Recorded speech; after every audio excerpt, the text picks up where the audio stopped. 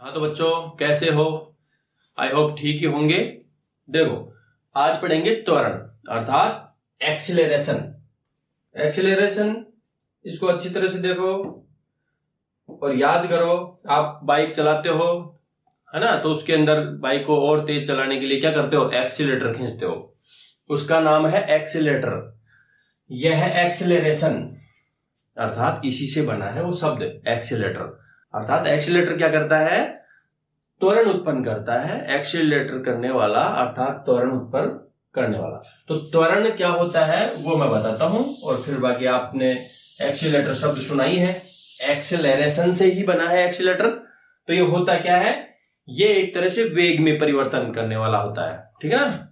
वेग में परिवर्तन की जो दर होती है ना, उसी को त्वरण कहते हैं। वेग में परिवर्तन की दर अर्थात एकांक समय में कितना वेग परिवर्तित हुआ है तो उसको त्वरण कहते हैं कि किसी वस्तु के वेग में परिवर्तन जो हुआ है वो एकांक समय में कितना हुआ है। जैसे 20 किलोमीटर पर आवर चल रही है स्पीड, है ना अभी, और फिर हो गई है 30 किलोमीटर पर आवर। बोल लेकिन कितने टाइम में हुई है वो, उसमें समय का भाग दे दो। मतलब वेग में जो परिवर्तन हुआ है उसमें क्या कर दो? समय का भाग दे दो।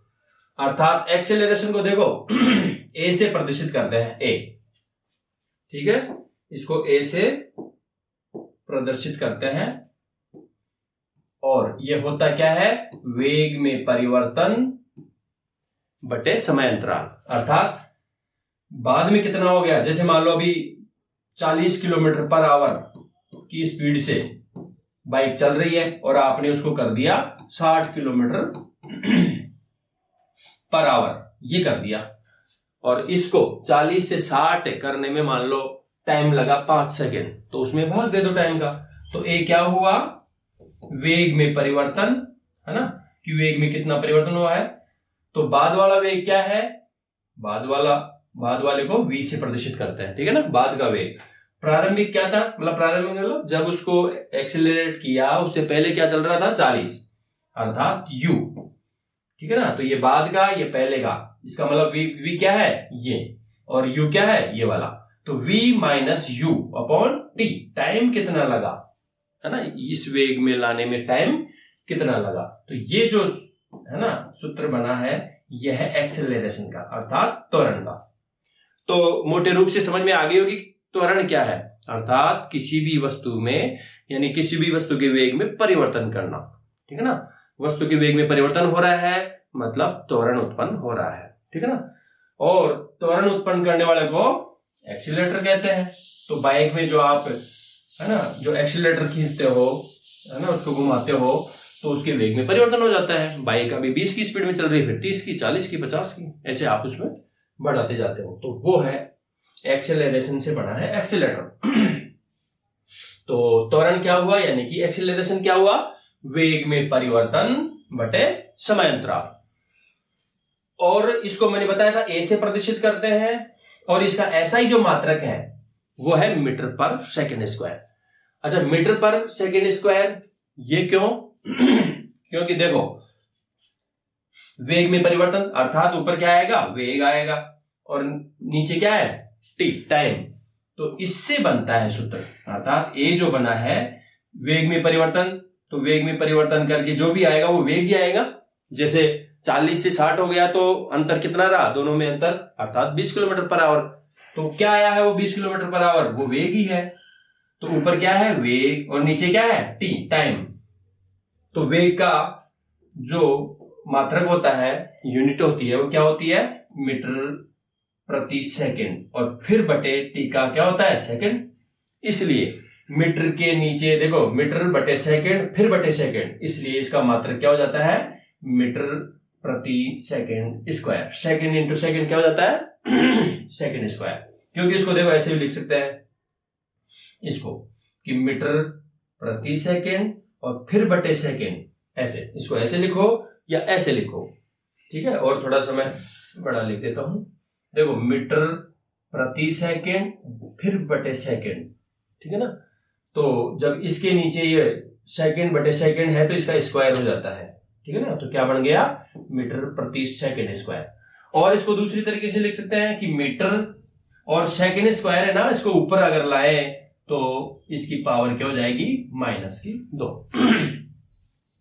तो इसको ऐसे भी लिख सकते हैं और ऐसे भी लिख सकते हैं। तो मीटर पर सेकेंड बोल दो, देख मीटर पर सेकेंड स्क्वायर या फिर मीटर पर सेकेंड स्क्वायर, यानी कि -2, ठीक है ना।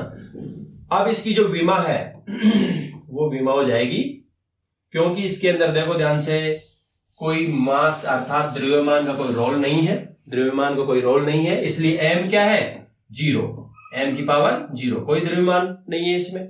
l लंबाई से मतलब है इसमें, क्योंकि वेग का मात्रा क्या होता है, मीटर प्रति सेकेंड, तो ये तो मीटर अर्थात लेंथ का है कितनी पावर है, 1। और t टाइम की जो पावर आई है वो कितनी आई है, -2, ये देखो सेकेंड स्क्वायर। और इसको जब ऊपर लाए थे तो माइनस की हो गई थी, अभी बताया था मैंने, कैसे बताया था, ये देखो मीटर और प्रति सेकेंड स्क्वायर, ठीक है। तो इस प्रकार से ये पावर आ गई ऊपर, तो ये है इसकी विमा। नेक्स्ट, गुरुत्वीय त्वरण। गुरुत्वीय त्वरण जैसे देखो, ये तो हुआ त्वरण, जैसे कि वेग में परिवर्तन कर रहे हैं, आपने बाइक का एक्सीलरेटर खींचा या कार का एक्सीलरेटर दबाया, तो उससे क्या होता है, एक्सेलरेट होती है गाड़ी या बाइक, अर्थात उसके वेग में परिवर्तन होता है, उसकी चाल में परिवर्तन होता है। तो ऐसे ही गुरुत्वीय त्वरण, गुरुत्वीय त्वरण क्या है, अर्थात गुरुत्वाकर्षण के कारण, पृथ्वी के आकर्षण के कारण भी चीजों में क्या होता है, वेग में परिवर्तन होता है। जैसे मान लो इस पेन को मैं छोड़ता हूं, तो ये जब शुरू में इसको छोड़ेंगे तो इसका वेग कम, और ये धीरे धीरे गुरुत्वाकर्षण के कारण अर्थात उसके ऊपर क्या होगा, एक्सेलरेशन उत्पन्न होगा, त्वरण उत्पन्न होगा, और वो उसकी गति, उसकी जो है चाल, वो स्पीड जो है बढ़ती जाएगी। तो वो जो गुरुत्वीय त्वरण है ना, उसका मान होता है, इसको मैंने ए से प्रदर्शित बताया था कि ये जो त्वरण है इसको ए से प्रदर्शित करते हैं, और जो गुरुत्वीय त्वरण है, गुरुत्वाकर्षण के कारण जो त्वरण उत्पन्न होता है उसको जी से प्रदर्शित करते हैं, जी से। और इसका मान कितना होता है, इसका होता है 9.8 मीटर प्रति सेकेंड स्क्वायर, ठीक है, ये इसका मान होता है। अर्थात इतना त्वरण उत्पन्न करता है पर सेकेंड।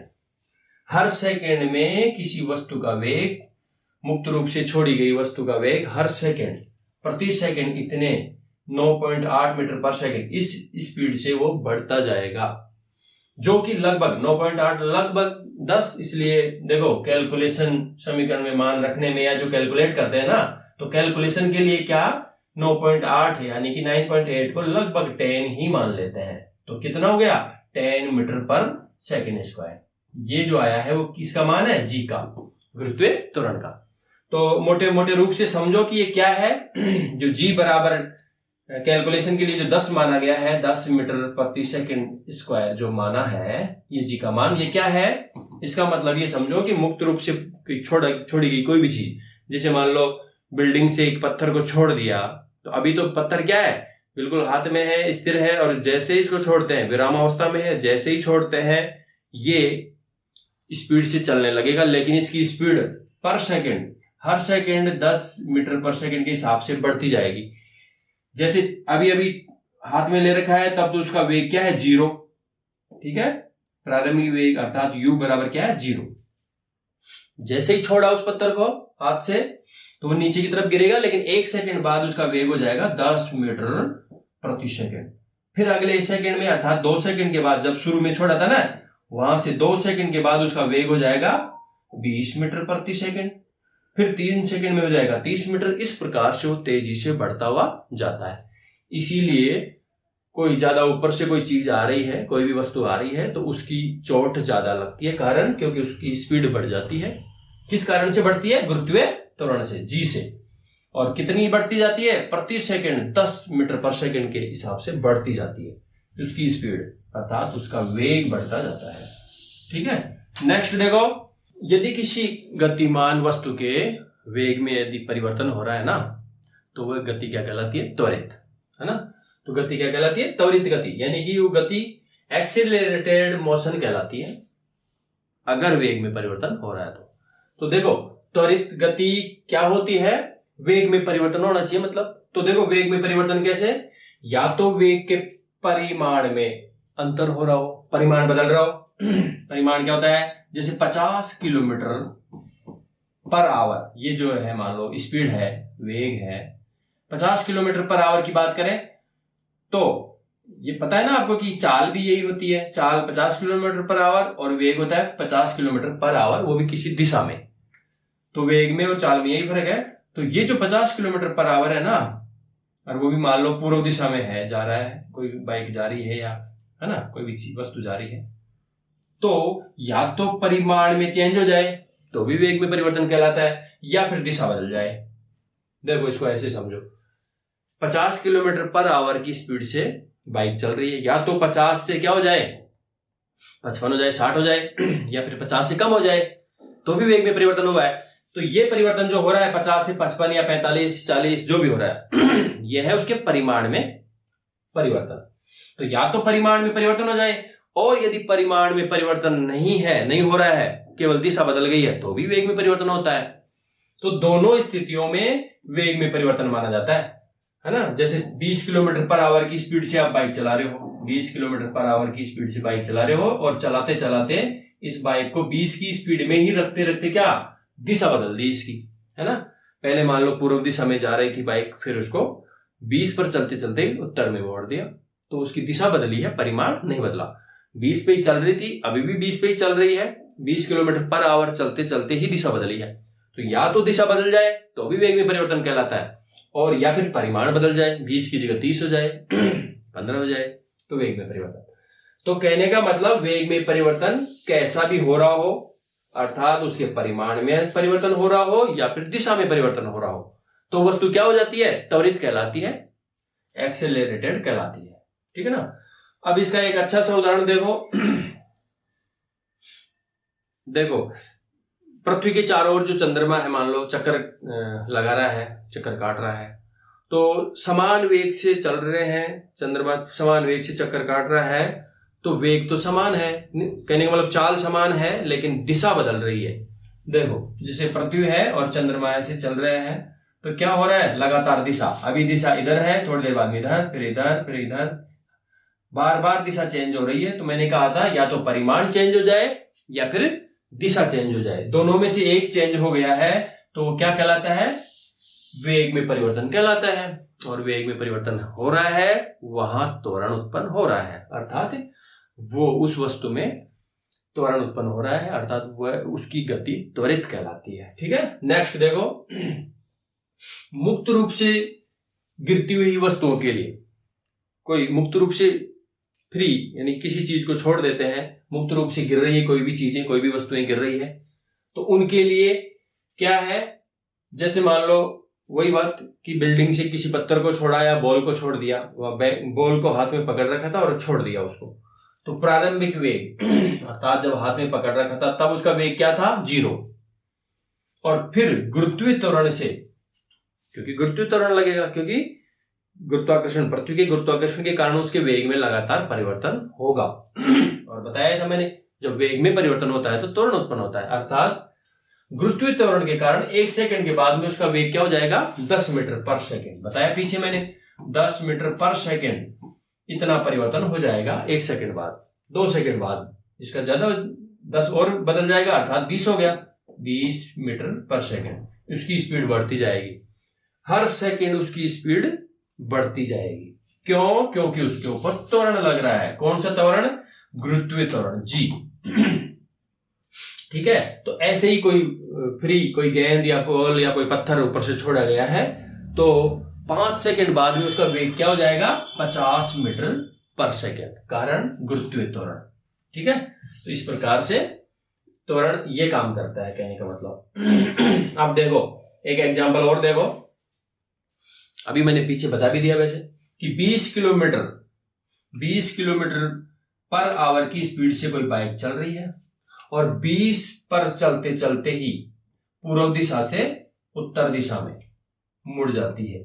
यहां भी 20 किलोमीटर पर आवर ही स्पीड थी और यहां मुड़ते हुए भी 20 ही है, और मुड़कर चल रही है उत्तर में तब भी 20 किलोमीटर पर आवर ही है। इसका मतलब परिमाण समान है, परिमाण नहीं बदल रहा। तो क्या वेग में परिवर्तन हो रहा है? हाँ हो रहा है। क्यों? क्योंकि मैंने बताया था, या तो परिमाण बदल जाए, परिमाण नहीं बदले तो दिशा बदल जाए तो भी वेग में परिवर्तन, और यदि दोनों बदल जाए तब भी वेग में परिवर्तन। दोनों कैसे? मान लो अभी 20 की स्पीड में चल रही है और 20 की स्पीड में चलते चलते घुमाते वक्त 15 कर दिया। 20 किलोमीटर पर आवर की स्पीड में चल रही है, घुमाते वक्त 15 कर दिया, 15 किलोमीटर पर आवर कर दिया और फिर उत्तर दिशा में कर दिया। फिर यहाँ भी 15 चल रहा है, फिर आगे बढ़ा देंगे 20, 25 जो भी है।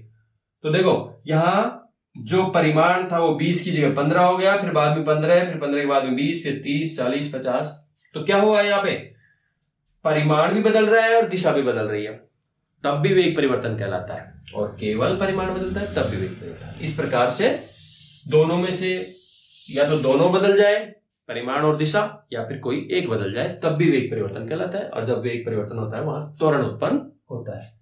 नेक्स्ट, या देखो यहां चाल में कोई परिवर्तन नहीं हुआ है, बताया मैंने, वेग में परिवर्तन फिर भी कहलाएगा क्योंकि दिशा में परिवर्तन हुआ है। नेक्स्ट, अब एक क्वेश्चन है, मीनार से गिर रहे एक पत्थर का वेग 10 सेकंड बाद में क्या हो जाएगा?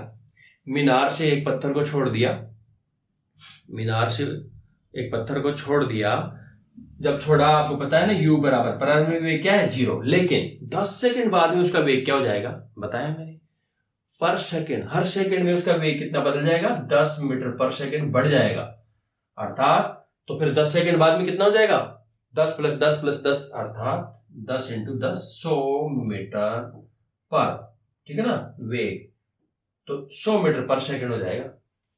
जब पत्थर को छोड़ा था 0 था, लेकिन 10 सेकंड बाद में उसका वेग 100 मीटर पर सेकंड हो जाएगा। इस प्रकार से ये क्यों संभव हुआ है? ऐसा क्यों हो गया? वेग इतना तेजी से क्यों बढ़ता जा रहा है? गुरुत्व त्वरण के कारण। तो त्वरण ये काम करता है, समझ में आ गई होगी, अर्थात वेग में परिवर्तन करता है, वेग को बढ़ाता है या घटाता है। देखो त्वरण बढ़ाना ही नहीं होता है त्वरण का मतलब बढ़ा भी सकता है, घटा भी सकता है। बस ये है कि बढ़ते हुए त्वरण को, कि वह त्वरण जो वेग को बढ़ाता है वो प्लस में, वो पॉजिटिव कहलाता है, धनात्मक कहलाता है, और जो घटा देता है, कम कर देता है, उसको माइनस अर्थात नेगेटिव कहते हैं। तो कुछ याद आ रहा है, कुछ समझ में आ रहा है कि ऐसा भी होता है क्या कि त्वरण घटा भी देता है, कम भी करता है क्या वेग को? बिल्कुल।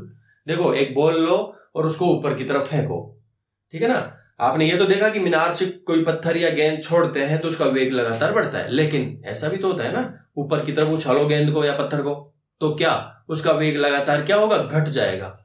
उसका वेग लगातार घटता जा रहा है, घटता जा रहा है, और एक समय पे जाके 0 हो जाएगा। 0 होकर फिर वापस नीचे की तरफ वो आएगा। तो वो क्यों घटते घटते घटते वो रुक क्यों जाती है? वो बॉल या वो पत्थर क्यों आगे जाके रुक जाता है? क्योंकि वहां पे जो त्वरण लग रहा था, वो जो जी लग रहा था वो उल्टा हो गया, अर्थात माइनस हो गया, नेगेटिव। अर्थात 10 मीटर पर सेकंड की स्पीड से क्या हो जाएगा? वो घटता जाएगा और एक समय पे जाके 0 हो जाएगा, और फिर जहां 0 हो गया वहां से वापस नीचे की तरफ आएगा। जब वो वापस नीचे की तरफ आएगा तो फिर लगातार उसका वेग बढ़ेगा, बढ़ता आएगा, कहने का मतलब। तो जो ऋणात्मक त्वरण है, जो वेग को घटाता है लगातार, उसको मंदन भी कहते हैं, ठीक है ना, उस त्वरण को मंदन भी कहते हैं, क्योंकि वो ऋणात्मक है इसलिए वो मंद कर रहा है, गति को कम कर रहा है, इसलिए उसको मंदन भी कहते हैं। तो समझ में आ गई होगी। अब देखो एक चीज और समझो कि मान लो सीधी पटरी पर ट्रेन चल रही है और 80 किलोमीटर पर आवर की स्पीड करके और रोक देते हैं या एक्सीलरेटर को फिक्स कर देते हैं कि इसे आगे नहीं बढ़ाएं या घटाएं, और 80 किलोमीटर पर आवर की स्पीड पर करके उसको अगर ट्रेन को सीधी पटरी पे चलते हुए छोड़ दें तो वेग में फिर कोई परिवर्तन नहीं हो रहा है। कारण क्योंकि 80 किलोमीटर पर आवर से ही चल रही है, अभी भी 5 सेकंड बाद भी, 10 सेकंड बाद भी, 15 सेकंड बाद भी 80 किलोमीटर पर आवर से ही चल रही है और न दिशा बदल रही है। तो देखो इस यहाँ पे न 80 किलोमीटर पर आवर से कम या ज्यादा हो रही है, अर्थात परिमाण नहीं बदल रहा, और सीधी पटरी पर चल रही है तो दिशा भी नहीं बदल रही। जब तक वो सीधी पटरी पर चलती रहेगी और 80 किलोमीटर पर आवर से चलती रहेगी, न परिमाण बदल रहा न दिशा बदल रही, इसका मतलब यहाँ वेग में परिवर्तन नहीं हो रहा। जब वेग में परिवर्तन नहीं हो रहा तो उस ट्रेन में त्वरण उत्पन्न नहीं हो रहा। तो इस प्रकार से किसी चीज को, उस सिचुएशन को समझो अच्छी तरह से। अगर इस कंडीशन में पूछे कि क्या ट्रेन में त्वरण उत्पन्न हो रहा है, ट्रेन की गति में त्वरण उत्पन्न हो रहा है, तो यहाँ क्या है जवाब? नहीं हो रहा। क्यों? न तो परिमाण बदल रहा और न दिशा बदल रही। इसका मतलब वेग में परिवर्तन नहीं, वेग में परिवर्तन नहीं तो त्वरण भी नहीं बदल रहा, अर्थात त्वरित नहीं है उसकी गति। अब है त्वरण के प्रकार, अर्थात टाइप्स ऑफ एक्सेलरेशन की जो त्वरण है, जैसे पीछे पढ़ा कि चाल के भी प्रकार होते हैं, वेग के भी प्रकार हैं, ऐसे त्वरण के भी प्रकार।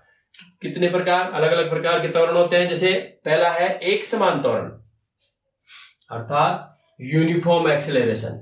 यूनिफॉर्म एक्सेलरेशन क्या होता है कि समान समय अंतराल में वेग में परिवर्तन भी समान ही हो रहा हो। जैसे ऊपर से छोड़े गए पत्थर जिसमें कि जी त्वरण, गुरुत्वीय त्वरण लग रहा है ना, या ऊपर की तरफ फेंकते हैं तो उसमें मंदन हो रहा है, ऋणात्मक त्वरण हो रहा है। तो ऊपर से नीचे छोड़े या नीचे से कोई चीज ऊपर फेंके, उनमें जो त्वरण है समान समय अंतराल में वो समान परिवर्तन कर रहा है। जैसे बताया था मैंने कि 1 सेकंड में उसका वेग 10 मीटर पर सेकंड हो जाएगा, अगले सेकंड में फिर 10 हो जाएगा, अर्थात 20 हो गया, फिर अगले सेकंड में 30 हो गया। तो यहाँ पे हर सेकंड में वही 10 का अंतर आ रहा है, हर सेकंड में 10 का ही अंतर आ रहा है। तो अब आप समझ गए होंगे कि समान समय अंतराल में अगर परिवर्तन समान हो रहा है तो कैसा एक समान त्वरण। तो क्वेश्चन अगर ऐसा पूछा जाए कि पृथ्वी के गुरुत्वीय त्वरण से वस्तु में कैसा त्वरण उत्पन्न होता है, ये यूनिफॉर्म एक्सेलरेशन होता है, उससे एक समान त्वरण उत्पन्न होता है। कहने का मतलब ऊपर से नीचे छोड़ेंगे तो भी एक समान त्वरण, और नीचे से ऊपर की तरफ फेंकेंगे तब भी एक समान त्वरण। बस वहां पे क्या हो रहा है, ऋणात्मक त्वरण, मंदन, लेकिन हो रहा है एक समान। अब है असमान त्वरण, अर्थात नॉन यूनिफॉर्म एक्सेलरेशन। क्या होता है इसमें, क्या होता है समान समय अंतराल में परिवर्तन समान नहीं होता है। जैसे आप बाइक चला रहे हो, कभी तो उसको ज्यादा एक्सीलरेटर को ज्यादा खींच देते हो, कभी कम खींचते हो, कभी कम कर देते हो। तो यहाँ पे समान समय अंतराल में समान परिवर्तन नहीं हो रहा है, तो ये क्या कहलाता है, असमान त्वरण। अब है धनात्मक त्वरण, जो पहले मैं बता चुका हूं, उससे आपके समझ में आ गया होगा कि पॉजिटिव एक्सेलरेशन किसे कहते हैं, कि वेग परिवर्तन यानी कि समय के साथ में वेग अगर बढ़ रहा है, अर्थात वह त्वरण जो वेग को बढ़ाने का काम कर रहा है वो धनात्मक त्वरण, और जो वेग को घटाने का काम करता है वह ऋणात्मक त्वरण। एग्जाम्पल बताया मैंने, छत से कोई भी छोड़ा गया पत्थर या बॉल, तो उसमें कैसा त्वरण उत्पन्न होगा, धनात्मक, क्योंकि उसका वेग लगातार बढ़ रहा है। या फिर बाइक स्टार्ट करके 0 से 60 की स्पीड में आप जा रहे हो, पहले 0 थी, फिर 10 की स्पीड, 15 की स्पीड, 50 की, 60 की, तो ये बढ़ता जा रहा है। जब बढ़ता जा रहा है तो यहाँ पे त्वरण धनात्मक है। वही चीज पृथ्वी के गुरुत्वाकर्षण से कोई चीजें बढ़ रही है या घट रही है, उनका वेग घट रहा है, तो वहां जी लगेगा, बताया मैंने। और यदि जैसे बाइक में आप एक्सीलरेटर खींच के अगर त्वरण उत्पन्न कर रहे हो, ये जो है वो ए से प्रदर्शित करते हैं एक्सीलरेशन। ठीक है, नेक्स्ट देखो ऋणात्मक त्वरण बताया था मैंने कि जो वेग को घटा देता है, कम कर देता है, वो ऋणात्मक त्वरण कहलाता है। कि जैसे आपकी बाइक 60 की स्पीड पे चल रही है, अब उसको एक्सीलरेटर कम करके आप ब्रेक लगाकर कम कर दो, तो क्या हो गया, ऋणात्मक त्वरण लग रहा है ना। ऐसे ही बॉल को अगर ऊपर फेंक देते हो तो ऋणात्मक त्वरण उत्पन्न हो जाता है। इस प्रकार से ये जो त्वरण था, है ना, और त्वरण के बारे में अच्छी तरह से समझ में आ गया होगा कि क्या है त्वरण। अब नेक्स्ट पढ़ेंगे गति के न्यूटन के नियम, ठीक है ना, यानी कि न्यूटन ने जो गति के नियम दिए ना उनके बारे में।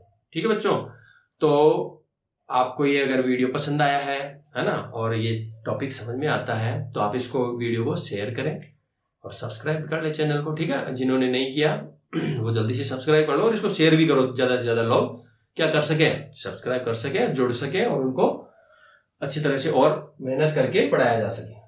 ठीक है, थैंक यू।